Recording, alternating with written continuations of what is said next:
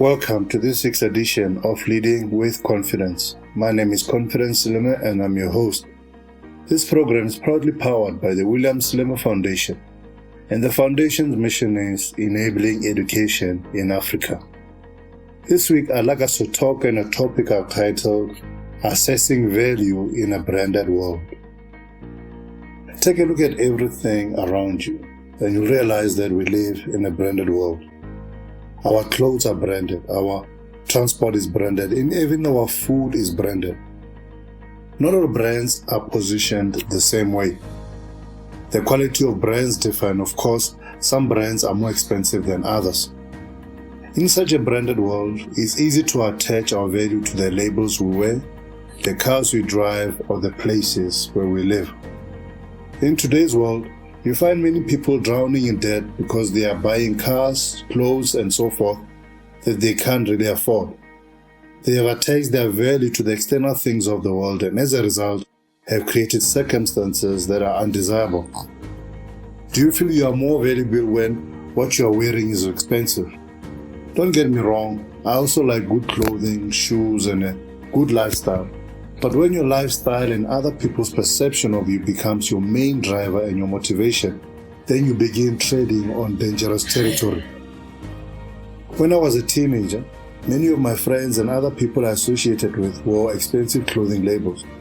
My parents could not afford to buy me those labels, and because I had subconsciously attached my value and worth to what I wore, I wrestled with low self-esteem issues and I had an inferiority complex. I just didn't feel like I was good enough. The fact that I was academically gifted, that I had the respect of many of my teachers and peers didn't seem to be worth anything. All I could see was what I didn't have, mere cloth, mere material that disintegrates every time you wear it, that wears out every time you wash it. What a wasteful way to measure yourself and your value.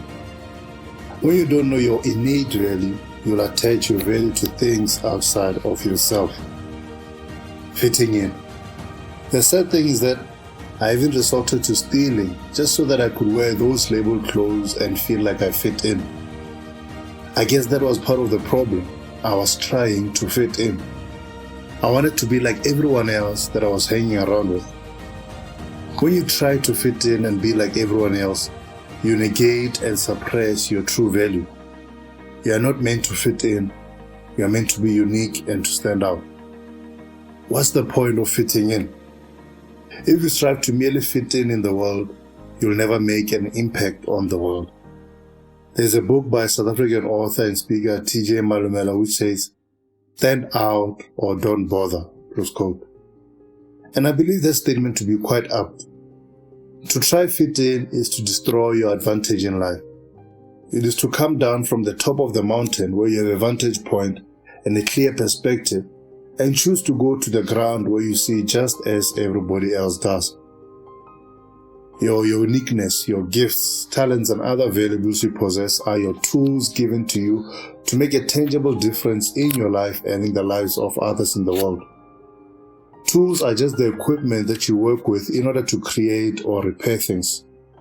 Now, if you throw away your tools or you put them down, how shall you create or repair? You have the tools to create organizations, to write books, to invent new systems of technologies and so forth. Whenever there is a strike, especially in the mining and similar sectors, they use the term downing tools. When tools have been laid down, it means that there will be no productivity taking place. And where there is no productivity taking place, it means that there will be no profitability recorded in that particular phase. When you down your tools and try to fit in the world, it means that you have decided to diminish your profitability in the world. You will not bring forth the real you, and what you bring forth will not be a true reflection of what you are capable of producing. Downing your tools and deciding to play small so you can fit in and be accepted is to live a life that is below what you could produce financially, relationally, spiritually, and so forth. It is to diffuse your own fire and put out your own spark. In marketing, they speak of differentiation, which looks for what is different about a particular product, service, or organization.